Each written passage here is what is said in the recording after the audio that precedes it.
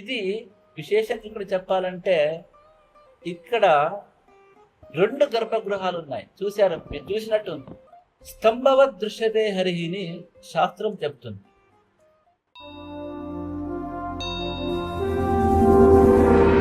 గంభీర సింహగ్రావ క్షేత్రావాస Jayasimha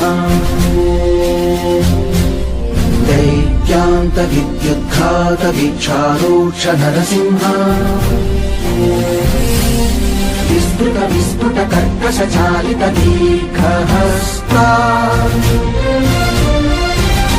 విశ్వహిత శక్తియుత శంఖధర చక్రధర జ్వాలాకేశర సింహ శూలానకరణ సింహ Shashwat శాంతి సంస్థాపనార్థక లోకధ్వంత విధ్వంసకారక మృత్యుంజయ విజయ Narasimha